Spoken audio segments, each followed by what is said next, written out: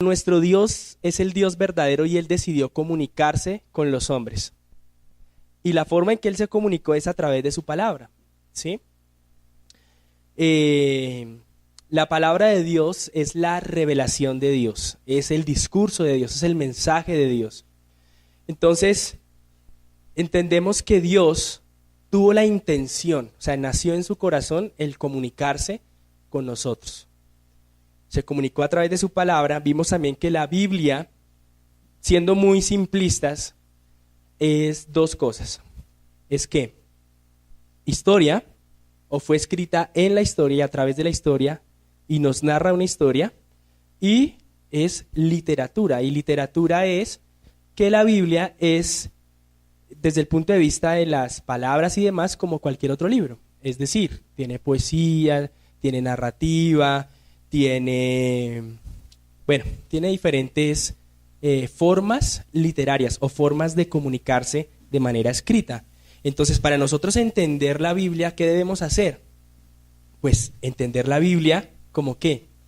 Como literatura. O sea, en la Biblia un verbo es un verbo, ¿sí? Una pregunta es una pregunta. Mágicamente en la Biblia no se convierte una pregunta en una afirmación. O el nombre de alguien se convierte espiritualmente en X o Y cosa. No. Si la Biblia dice, por ejemplo, Jesús subió a Jerusalén, ¿qué significa eso? Pues que Jesús, el Hijo de Dios, hecho hombre, ¿qué hizo? Fue de un lugar, ¿a dónde? A Jerusalén. Jerusalén ahí no significa espiritualmente el alma del hombre, no. ¿Qué hace la Biblia? Usa el lenguaje humano. Por eso es que la Biblia no es difícil de entender. ¿Por qué la Biblia no es difícil de entender? Porque todos nosotros nos comunicamos, ¿cierto? Todos los días nos comunicamos. Y nos hacemos entender unos con los otros.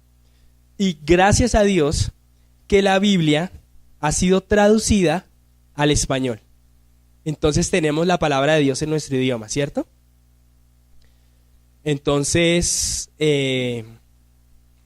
hemos entendido, hermanos, que Dios, en primer lugar, se ha revelado a nosotros en la Biblia y que el método por excelencia para interpretar la Biblia es el método ¿qué? ¿Se acuerdan? Histórico-gramatical. Dijimos que método, esa palabra método significa ¿qué? Seguir unos ciertos pasos para ¿qué? Lograr un objetivo. En otras palabras, el método histórico-gramatical busca ¿qué?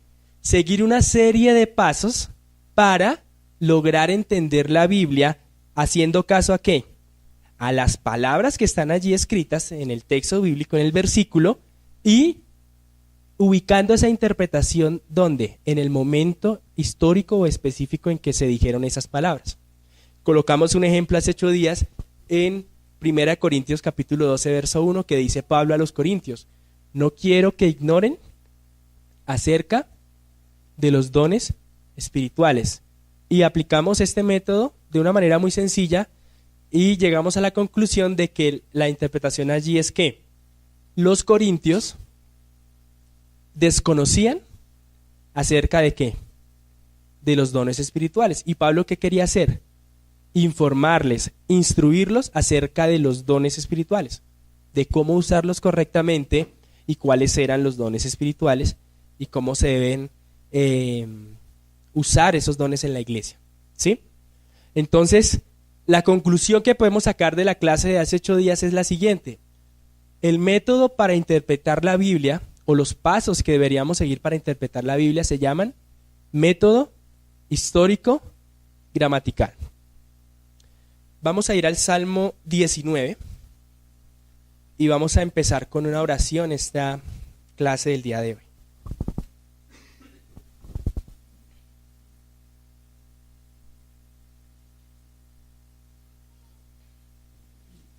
Salmos 19.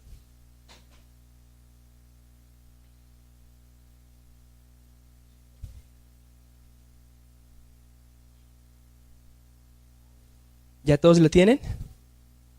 Salmos 19. Vamos a leer de los versículos 7 al 10. 7 al 9 más bien. La ley de Jehová es perfecta, que convierte el alma. El testimonio de Jehová es fiel, que hace sabio al sencillo. Los mandamientos de Jehová son rectos, que alegran el corazón. El precepto de Jehová es puro, que alumbra los ojos. El temor de Jehová es limpio, que permanece para siempre.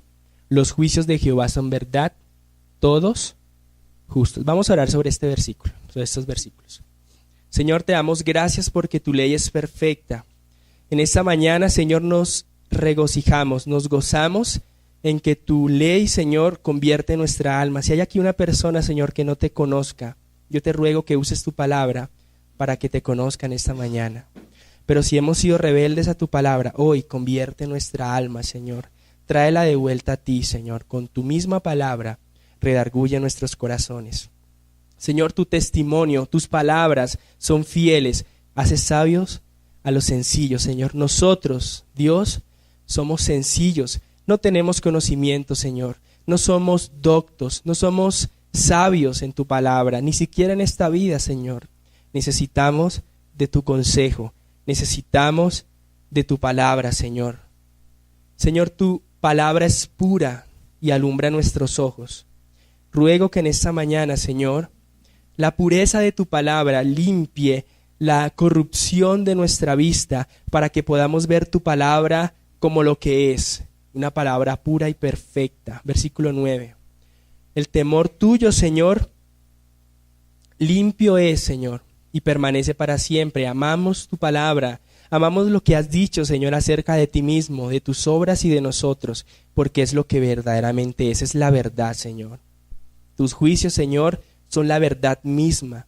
Los deseamos con todo nuestro corazón, Señor, porque tú los has manifestado, Señor. No hay verdad fuera de tu palabra, Señor. Todo lo que tu palabra dice es verdad, Señor. Todo lo que sea contrario a tu palabra es mentira, Señor. Todo lo que tu palabra dice acerca de ti es verdadero. Y tú has dado testimonio de que tu palabra es verdad, Señor. Y por eso en esta mañana queremos conocerte, queremos ir a tu palabra y escudriñarla, Señor. Conocerte a ti es nuestra mayor motivación. Por eso en esta mañana te damos las gracias, Señor, en el nombre de tu Hijo Jesús. Amén.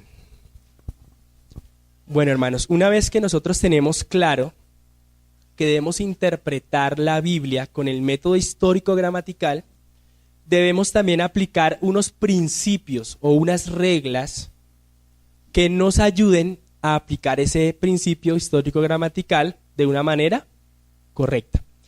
Si usamos una ilustración, el método histórico-gramatical sería como el mapa que nos indica hacia dónde debemos llegar, ¿sí? Entonces nosotros sabemos hacia dónde nos dirigimos. ¿Y nos dirigimos hacia dónde? A interpretar la Biblia de manera histórica y gramatical. Es lo primero que queremos hacer. Luego de eso vendrá la aplicación a nuestra vida, pero inicialmente queremos ¿qué? Saber lo que Dios dijo en aquel momento. Entonces, si el método histórico-gramatical es el mapa, los principios bíblicos o los principios de interpretación son las señales en el camino que nos mantendrán dentro del camino, de tal manera que no nos perdamos y lleguemos hacia dónde, hacia esa interpretación correcta, ¿sí? Entonces, los principios que vamos a ver hacen parte de la interpretación bíblica y hacen parte de interpretar la Biblia de manera histórica y gramatical.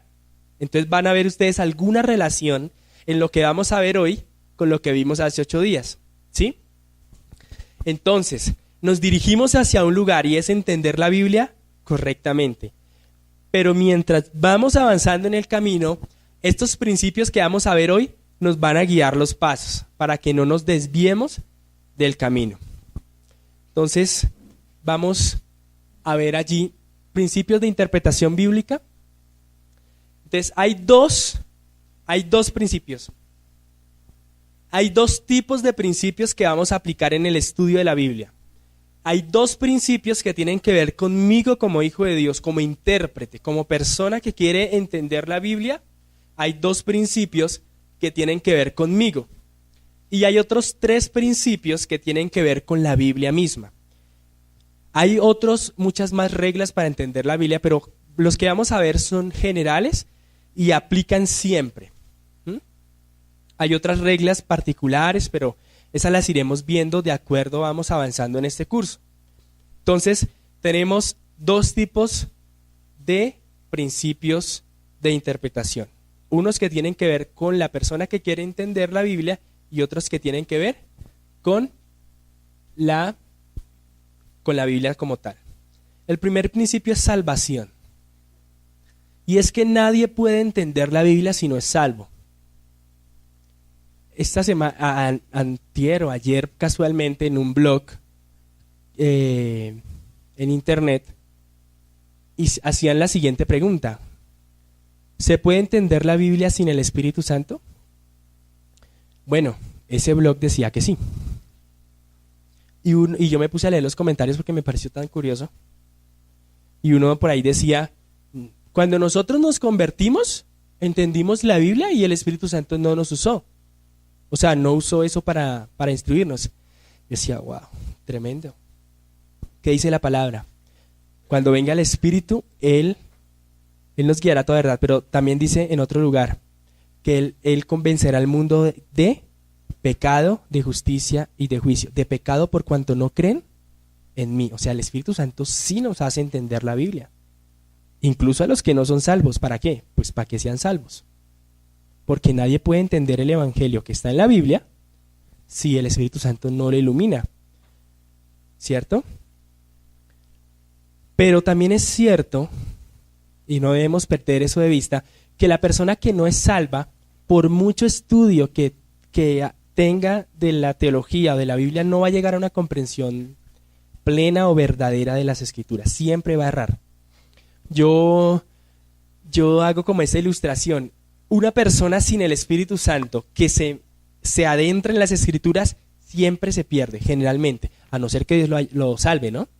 Pero lo que quiero decir es que no somos nada sin el Espíritu.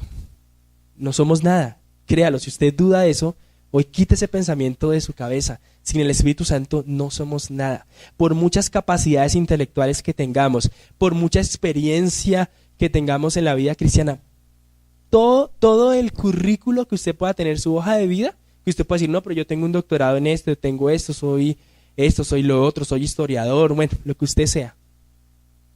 Usted no podrá tener un conocimiento correcto de las Escrituras si no es salvo. Vamos a ir a 1 Corintios capítulo 2, verso 14. 1 Corintios es la segunda epístola después de Romanos. 1 Corintios capítulo 2, verso 14.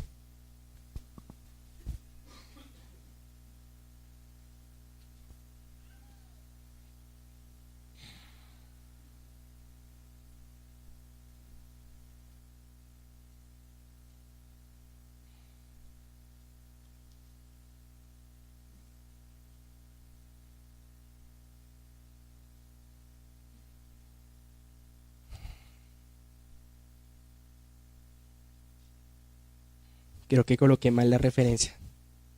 ¿Sí es? ¿Sí estoy bien? 1 Corintios 2. Sí, está bien. Dice la palabra de Dios: pero el hombre natural no percibe las cosas que son del Espíritu de Dios. ¿Por qué no las entiende? ¿Por qué no las percibe? Porque para él son, sigue diciendo el versículo, y no las puede entender porque para él son locura. Y no las puede entender porque se han de discernir espiritualmente. Este versículo dice dos cosas importantes. Una, el hombre espiritual no percibe, no discierne. ¿Sí? El hombre natural, no percibe, no discierne las cosas que son del Espíritu de Dios. Y en segundo lugar, no las puede entender porque se han de discernir espiritualmente. En otras palabras, el contexto de esta porción habla de la mente de Cristo, que los creyentes tienen la mente de Cristo, ellos juzgan todas las cosas. Es decir, nosotros como creyentes podemos juzgar lo que es del Espíritu y lo que no es del Espíritu. Podemos juzgar las obras de Dios y podemos juzgar el pecado. O sea, podemos tener una perspectiva de la vida y decir, eso está mal, eso está bien. ¿Por qué? Porque tenemos el conocimiento de Dios. Y la palabra juzgar acá no es juzgar de juicio, no es juzgar de como de criticar o decir algo, no. Es simplemente de establecer la diferencia entre dos cosas. Decir, esto es así y esto no es así. O sea, discernimiento. Lo que Pablo está diciendo en este versículo es que el hombre natural, el hombre que no tiene el Espíritu Santo, él no percibe las cosas espirituales. Entonces, no solamente él no entiende, no solamente él no se da cuenta de las cosas que son del Espíritu de Dios, sino que además no las puede entender. Él las considera locura. Aquellas que él entiende las considera locura. Y aquellas que no entiende no las puede entender porque necesita una comprensión espiritual para ser entendidas. Un ejemplo. Ningún hombre sin el Espíritu Santo puede leer el Antiguo Testamento y entender que todos los tipos, figuras, representaciones y demás apuntan a Cristo Jesús. Nunca podrá llegar a ese entendimiento. Nunca. Un creyente sí. Sí puede llegar a ese entendimiento. ¿Saben por qué? Porque el Espíritu Santo es nuestro maestro, el que nos guía a toda verdad. ¿Sí? Y de hecho, ni siquiera leyendo el Nuevo Testamento, un inconverso podría llegar por su propio intelecto a entender el Evangelio y a tener vida eterna. Recuerden que comprensión espiritual no es solamente tener información correcta. Comprensión es que mi vida es transformada por lo que conozco. Entonces tenemos aquí un primer principio y es salvación. Necesitamos ser salvos, necesitamos creer en Jesucristo. Necesitamos que el Espíritu Santo esté dentro de nosotros para que podamos comprender la Biblia. Yo creo que la Biblia es como un gran océano.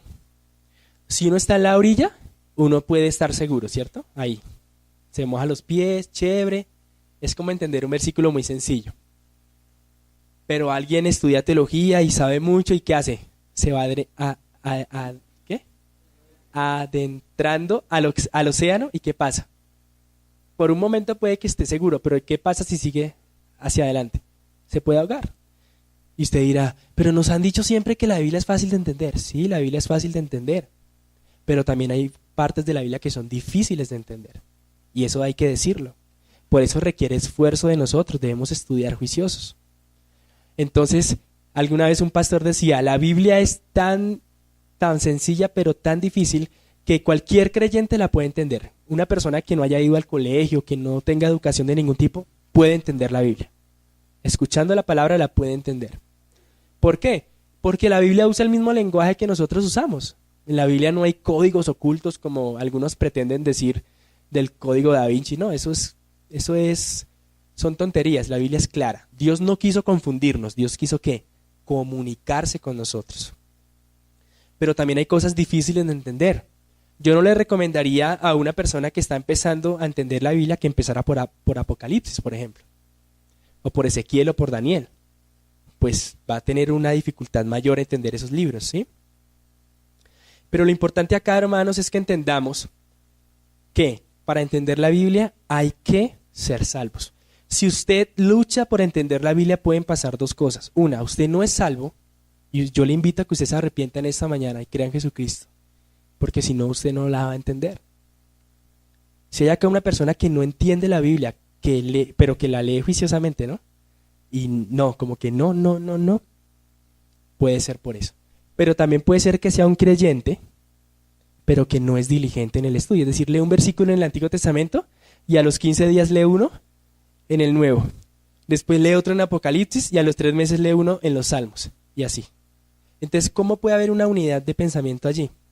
No puede haberla. Entonces, yo creo y espero que las personas que tienen dificultades por entender la Biblia sea porque no han sido juiciosos. ¿Sí?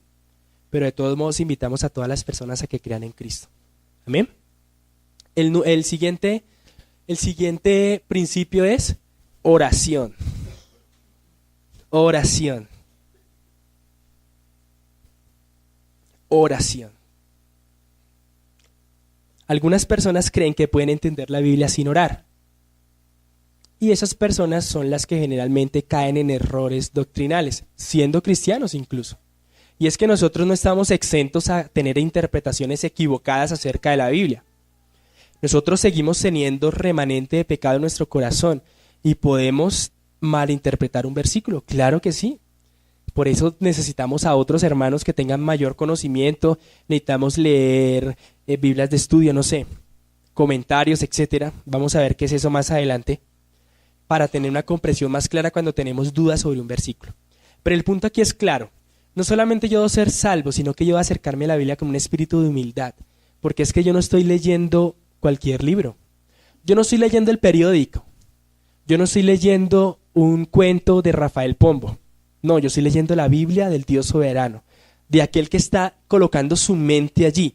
Es demasiado irreverente y demasiado orgulloso creer que yo puedo sentarme a leer este libro y entender la mente de Dios, sin otra cosa que por la ayuda de su Espíritu Santo. Es demasiado irreverente. Hay un salmo que dice lo siguiente: abre mis ojos y miraré las maravillas de tu ley. Abre mis ojos y miraré las maravillas de tu ley. El salmista la tenía clara. Si tú abres mis ojos, yo voy entonces a contemplar ¿qué? Las maravillas, la hermosura, las profundidades, la belleza de tu palabra. Entonces, hermanos, necesitamos ser conscientes de que antes de nosotros acercarnos a la Biblia, antes de nosotros decir, ah, no, eso es sencillo, eso es un verbo acá, eso es un sustantivo, antes de nosotros ponernos a hacer todo eso, debemos entender que cuando nos acercamos a la palabra de Dios, es su Espíritu el que nos da luz. Hablaba con Luz Dari hace como 15 días acerca de esto. Y yo le decía, hermana, a veces uno lee un versículo y lee y uno no entiende algo, pero después de un tiempo, como que se prende un bombillo y uno dice, wow.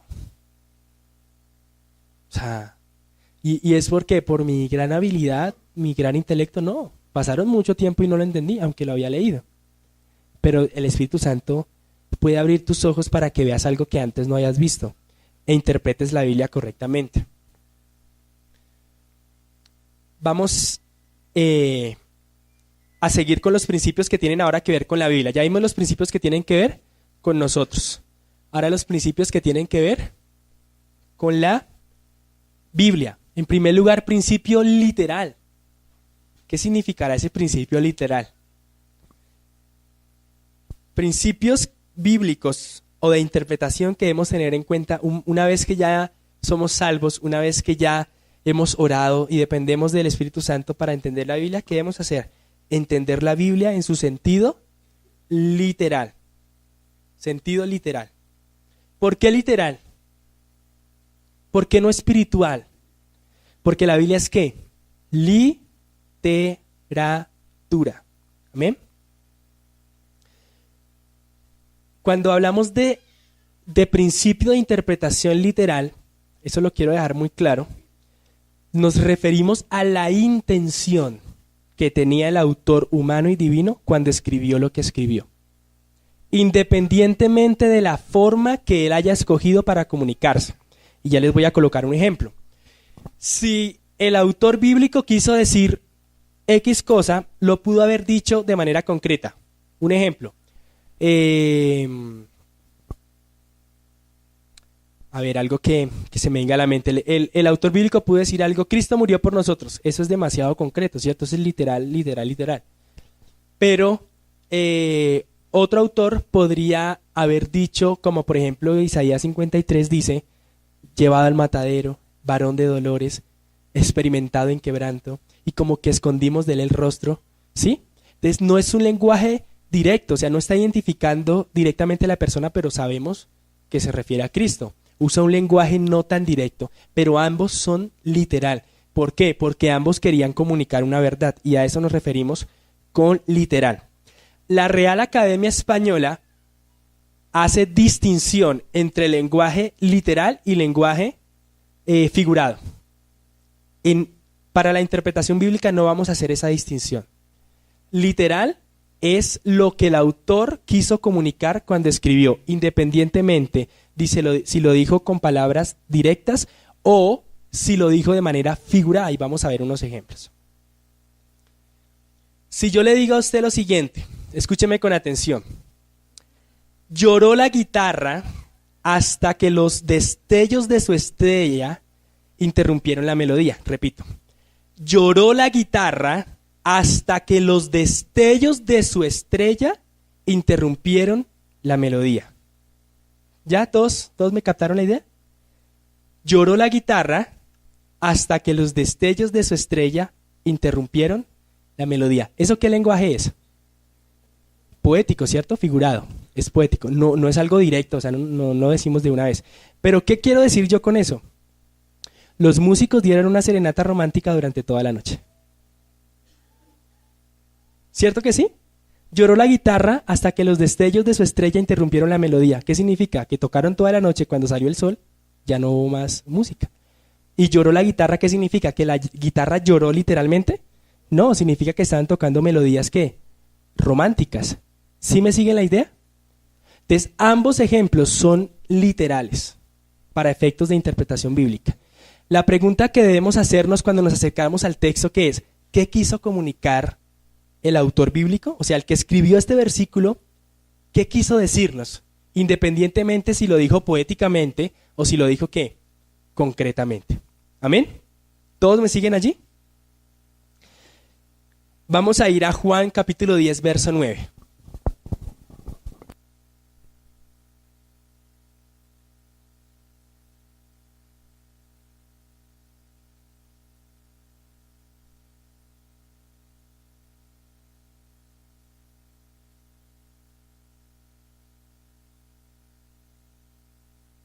Juan capítulo 10, verso 9.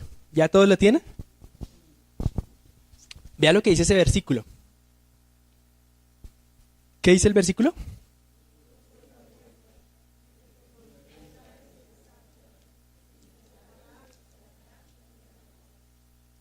Juan capítulo 10, verso 9, ¿cierto? Leo nuevamente. Yo soy la puerta, el que por mí entra será salvo, y entrará y saldrá y hallará pastos. ¿Por qué usé este ejemplo? Para que quede más claro en nuestra mente lo que es interpretación literal. Si yo hago una distinción entre literal y figurado, y colocamos el ejemplo, yo podría decir esto. ¿A quién se refiere yo soy? A Jesús. La puerta. A Jesús, ¿cierto? Significa que Jesús es una puerta de madera, con llave, con doble cerradura. ¿Sí? ¿Significa eso? ¿Cierto que su mente de una vez como que lo alerta, como que no puede ser eso? Como que su mente de una vez le dice, no, ahí quiere decir otra cosa. Ahí quiere comunicar algo diferente. Entonces lo que Juan, al decir de esta manera, lo que está diciendo, ¿qué quiere despertar en nuestra mente? Una curiosidad para que entendamos en qué sentido Cristo es una puerta. ¿Sí? Después Cristo dice, el que por mí entrare. Entonces, ¿cómo así? ¿Será que sí es una puerta? ¿Sí o no? No. ¿Qué nos quiere decir Juan? Que Cristo es el único ¿qué? Camino, el único salvador. Solamente a través de Cristo podemos ser ¿qué? Salvos. Y el contexto de ese versículo habla de los falsos maestros que vienen para desviar al pueblo de Dios y Cristo como el buen pastor, ¿sí? Como el que se preocupa por sus ovejas y el que quiere guiarlas. El versículo 10 al final dice, yo he venido para que tengan vida y para que la tengan en abundancia. ¿Sí? El 11 dice, yo soy el buen pastor, el buen pastor su vida da por las ovejas. Entonces el contexto es claro, el contexto es salvación, el contexto es la preocupación que Cristo tiene por los suyos y les está dejando claro que Él es el único medio, camino y solo a través de Él podemos ser salvos. Amén. Vamos a ir ahí mismo a Juan, capítulo 1, versículo 29. ¿Sí nos queda claro lo que es principio literal? ¿O hay dudas todavía? ¿Alguien tiene una duda de principio literal? ¿No? Bueno, principio literal. Seguimos con un nuevo ejemplo y vamos a ver con este mismo ejemplo los tres principios que siguen. ¿Qué dice Juan 1:29?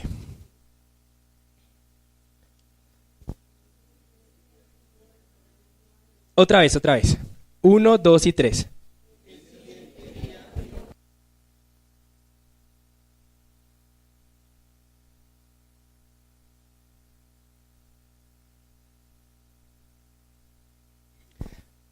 El siguiente día vio Juan a Jesús que venía a él y dijo: He aquí el Cordero de Dios que quita el pecado del mundo. Es el mismo lenguaje que acabamos de ver hace un momento. ¿Cristo es realmente un cordero literal? O sea, ¿Él es un animalito que vamos a llevar a sacrificar? No, está usando el sentido figurado, ¿cierto? O sea, Él quiere decir que Cristo es ¿qué? Es el cordero, pero no literalmente el cordero que uno lleva a matar, pero sí es un cordero que quita el pecado del mundo. Vamos a ver el siguiente principio relacionado con la Biblia, que es el principio contextual. ¿Qué significa esto? Que yo no solamente cuando estoy interpretando un versículo voy a ir a ese versículo, como lo hemos hecho la clase anterior, fuimos al versículo, le hicimos preguntas al versículo, llegamos a una conclusión acerca de ese versículo, sino que yo también debo fijarme en lo que dice antes y en lo que dice después. Entonces, este principio bíblico de interpretación significa que yo voy a entender un versículo a la luz o subordinándolo o supeditándolo o entendiéndolo dentro de su contexto. En otras palabras, un versículo no significa, o una palabra no significa lo que ella puede significar por sí misma, sino que depende de lo que diga el contexto. Me explico. La palabra gracia en la Biblia no siempre significa gracia salvífica. ¿Sí? No siempre significa gracia salvífica. Así como no siempre la palabra fe significa fe salvífica. A veces la palabra fe en la Biblia, de acuerdo al contexto, significa la doctrina que tenemos como creyentes. ¿Sí? Creo que es Judas el que dice: hermanos, por la gran solicitud que tenía de escribirles acerca de nuestra común salvación, me ha sido necesario escribirles acerca de nuestra común, acerca que contendáis ardientemente por la fe que fue dada una vez a los santos. Por la fe que fue dada una vez a los santos. Ahí esa fe no es fe salvífica. O sea, defiendan su salvación. No. Está hablando de, guarden qué, contiendan qué, la doctrina que les fue dada. Y todo el resto de la carta confirma esto. Judas hablando acerca de los falsos maestros y cómo debemos evitarlos. Entonces, cuando yo hablo de principio contextual, me refiero a que una palabra o un versículo no puede sacarse y decir significa esto. No, yo debo fijarme en lo que dice antes y en lo que dice después para entender de qué se está hablando y asimismo entender lo que ese versículo quiere comunicar. Con eso en mente vamos a ver lo que dice antes y lo que dice después en este capítulo. Vamos a leer desde el versículo 19 hasta el 28. Vamos a leer todos a la voz de 3. Sí, ahí mismo en Juan 1:29, pero vamos a leer desde el 19 al 28. 1, 2 y 3.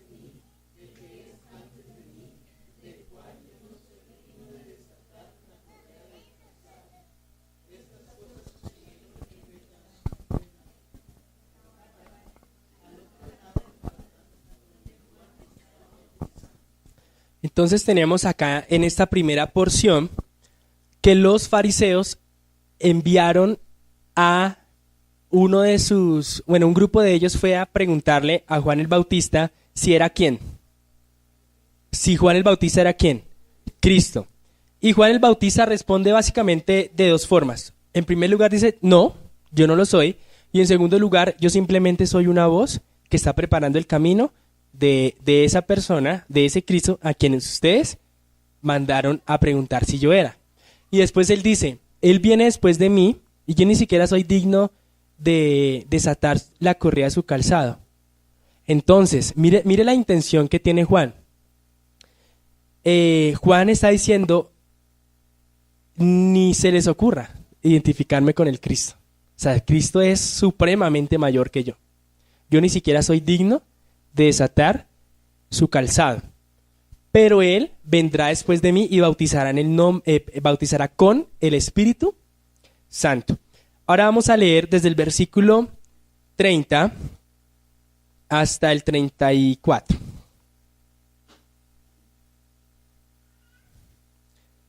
Versículo 30 del 34, 1, 2 y 3.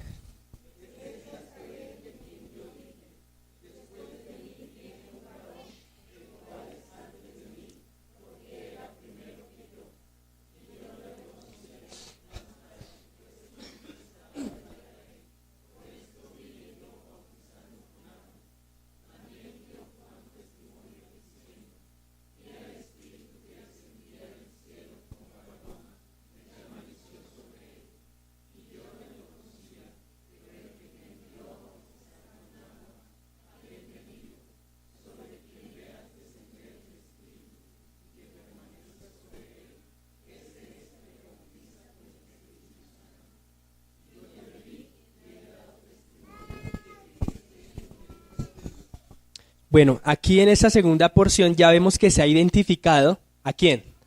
Al Cristo. Quiero que vaya otra vez al versículo 29 y vea cómo empieza el versículo 29. El día siguiente. Significa que lo primero que leímos ocurrió el día anterior.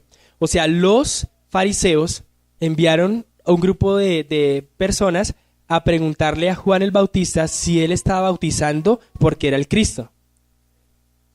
Y al día siguiente Juan les dice esto.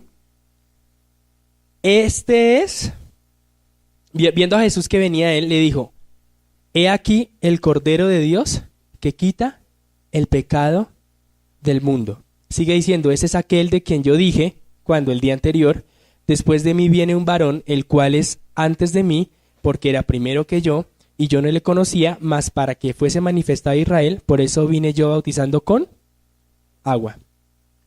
En otras palabras, la intención de Dios era, y lo dice el versículo último que leímos, era introducir a un personaje, a un profeta, que bautizara, no para confundir a la gente de que él era el Cristo, no, al contrario, para que él sirviera como un testimonio y apuntara a quién.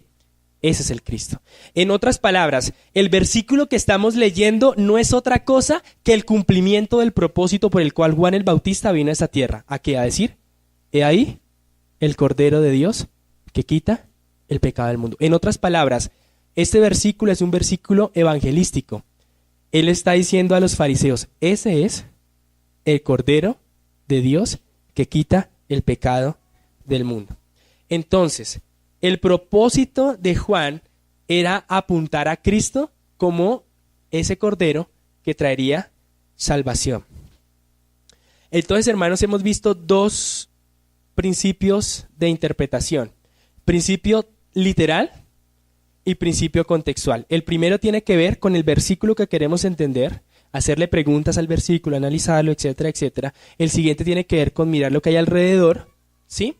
Y este último principio es el principio síntesis o de síntesis, y es lo que los reformadores llamaban analogía escritura, que no es otra cosa que ver toda la Biblia y lo que yo entienda de un versículo no puede contradecir a toda la Biblia.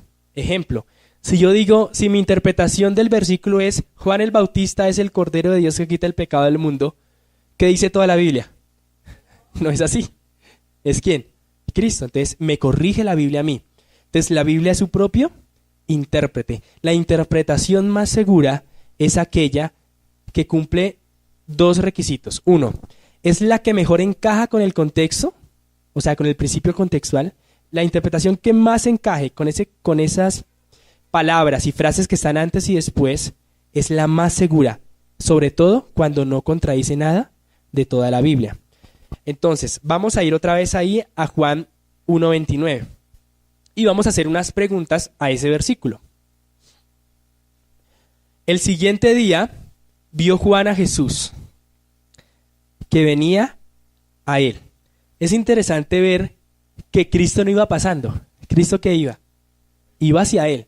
O sea, había una intención de Cristo allí también. Y dijo Juan acerca de Cristo: he aquí, el Cordero de Dios que quita el pecado del mundo. Entonces, la primera pregunta que hacemos es: ¿a quién se refiere Juan con Cordero? ¿Quién es ese Cordero? Bueno, ahí lo dice el versículo 29, es Jesús. La siguiente pregunta que debemos hacer: ¿qué quiere comunicar Juan con la palabra Cordero? ¿Se refiere a un animal literal o quiere expresarnos algo más profundo? ¿Ustedes qué creen? Nos quiere decir algo más profundo, ¿cierto? Y en segundo lugar, ¿de qué manera un cordero o de qué manera Cristo, siendo ese cordero, quitará el pecado del mundo? Vamos a hacer un ejercicio rápidamente de ver lo que la Biblia dice, lo que dice toda la Biblia acerca de la palabra cordero. Son aproximadamente unas 7,000 referencias acerca de la palabra cordero, y yo creo que en unas 4 horas podemos revisarlas todas. No, mentiras, vamos a ver solo algunos ejemplos. Génesis 3:15.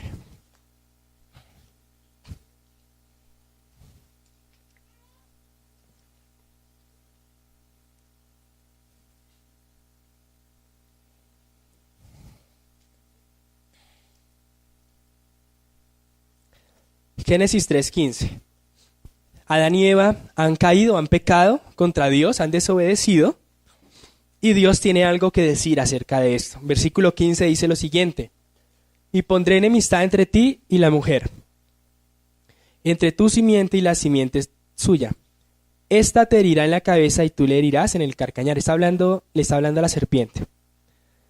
A la mujer dijo: multiplicaré en gran manera los dolores de en tus preñeces, en gran manera los dolores en tu preñez, con dolor darás a luz los hijos, y tu deseo será para tu marido, y él se enseñoreará de ti.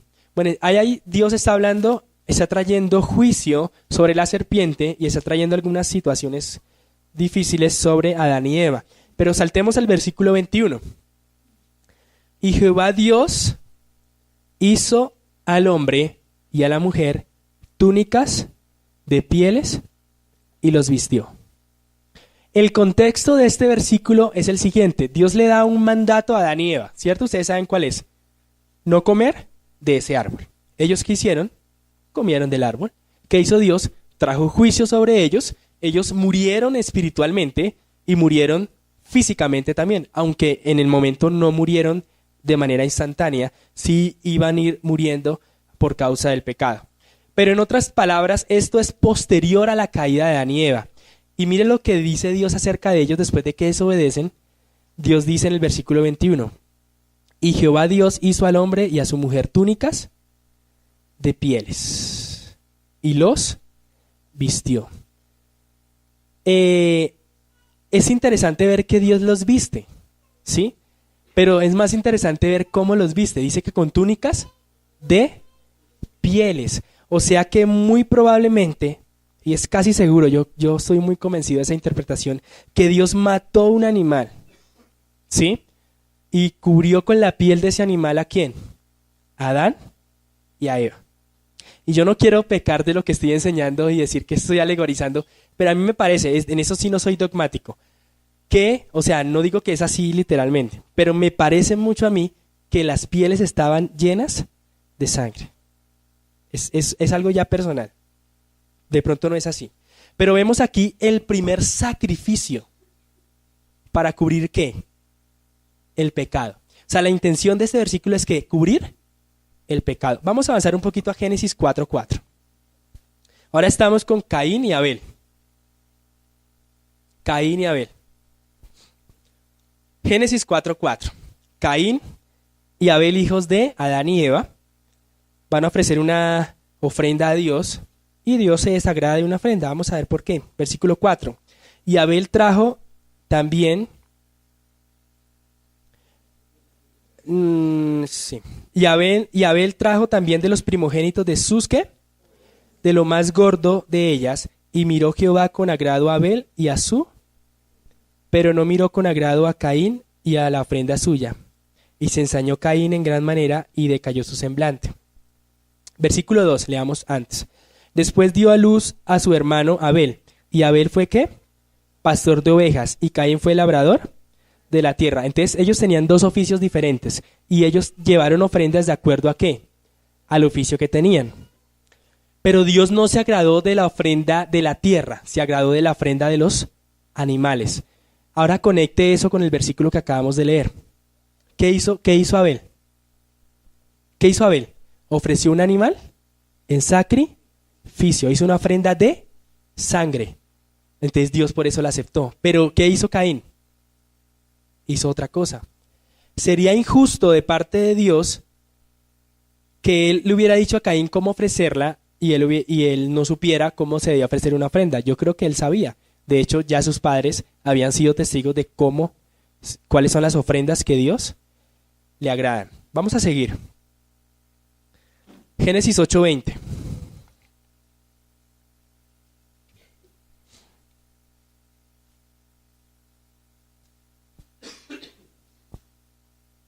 Génesis 8:20 dice, y edificó Noé un altar ¿a quién? Y tomó de todo animal ¿qué? Y de toda ave, ¿y qué hizo con ellas? Las ofreció en holocausto en el altar.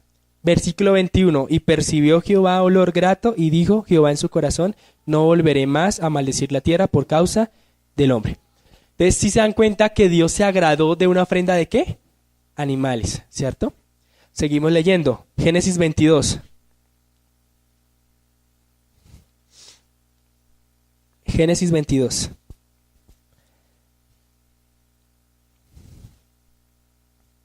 Dios ordena a Abraham que sacrifique a Isaac. Aconteció después de estas cosas que probó Dios a Abraham y le dijo, Abraham, y él respondió, heme aquí. Y dijo, toma ahora tu hijo, tu único, Isaac, a quien amas, y vete a la tierra de Moriah y ofrécelo allí en holocausto. Mire la palabra holocausto. ¿Sí lo nota? Sobre uno de los montes que yo te diré. Y Abraham se levantó muy de mañana y enalbardó su asno y tomó consigo 2 siervos suyos y a Isaac su hijo, y cortó leña para el holocausto. Y se levantó y fue al lugar que Dios le dijo. Al tercer día alzó Abraham sus ojos y vio el lugar desde lejos. Entonces dijo Abraham a sus siervos, esperad aquí con el asno, y yo y el muchacho iremos hasta allí y adoraremos y volveremos a vosotros. Y tomó Abraham la leña del holocausto y la puso sobre Isaac su hijo, y tomó en su mano el fuego y el cuchillo, y fueron ambos juntos. Entonces habló Isaac a Abraham su padre, y dijo, Padre mío. Y él respondió, heme aquí, mi hijo. Y él le dijo, he aquí el fuego y la leña, mas ¿dónde está el cordero para el holocausto? ¿Sí se nota que habla de un animal particular? ¿Dónde está el qué? Cordero. ¿Listo? Me van siguiendo la idea. Y respondió Abraham, Dios se proveerá ¿de qué? Dios se proveerá de cordero para el holocausto. Versículo 9. Y cuando llegaron al lugar que Dios le había dicho, edificó allí Abraham un altar y compuso la leña y ató ¿a quién? Su hijo, y lo puso en el altar sobre la leña, y extendió Abraham su mano y tomó el cuchillo ¿para qué? ¿Para qué uno degolla a alguien? Para derramar sangre. Seguimos leyendo. Entonces el ángel de Jehová le dio voces desde el cielo y le dijo, Abraham, Abraham. Y él respondió, heme aquí. Y dijo, no extiendas tu mano sobre el muchacho, ni le hagas nada, porque yo conozco que temes a Dios, por cuanto no me rehusaste tu hijo, tu único. Hasta ahí. Resumiendo lo que acabamos de ver, hemos visto varias cosas. 1, hay sacrificios de animales. ¿Sí? hay derramamiento de sangre, hay cubrimiento del pecado. ¿Y qué más hay?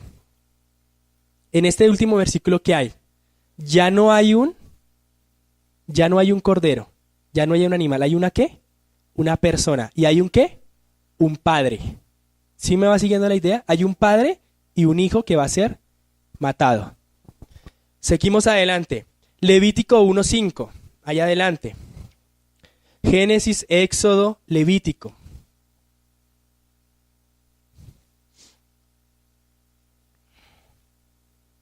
Uno 5.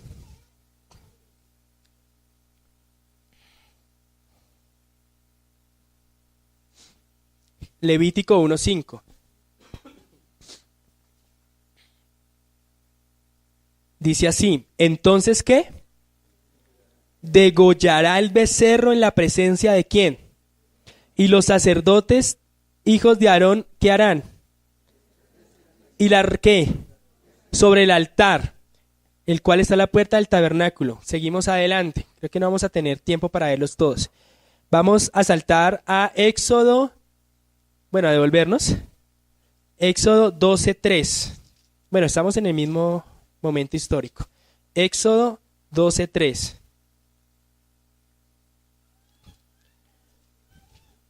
Éxodo 12:3. Dice lo siguiente: hablad a toda la congregación de Israel diciendo: en el 10 de este mes, tómese cada uno un cordero según las familias de los padres, un cordero por... ¿Qué animal está allí? El mismo que estaba en Moriah, ¿con quién? Con Abraham y con Isaac. Ahora saltamos ahí mismo al versículo 7. Y tomarán la sangre, otra vez la sangre, y la pondrán en los dos postes y en los dinteles de las casas en que lo han de comer. Saltamos al 12.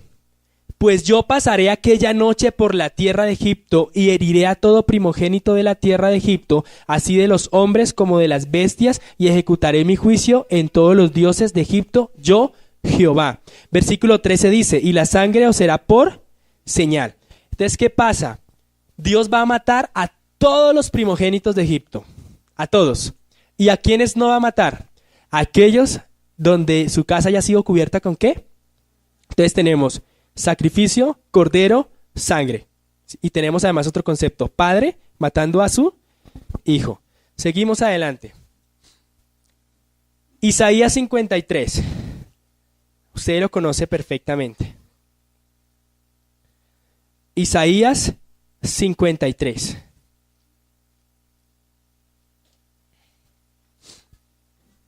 Isaías 53, versículo 5 al 7. Dice: mas el herido fue por nuestras rebeliones, molido por nuestros pecados, el castigo de nuestra paz fue sobre él, y por su llaga fuimos nosotros curados. Todos nosotros nos descarriamos como ovejas, cada cual se apartó por su camino, pero Jehová cargó en él los pecados de todos. Angustiado él y afligido no abrió su boca. Como cordero fue llevado al matadero, y como oveja delante de sus trasquiladores, enmudeció y no abrió su boca. Ahora vamos a ir a Juan, capítulo 1, verso 29.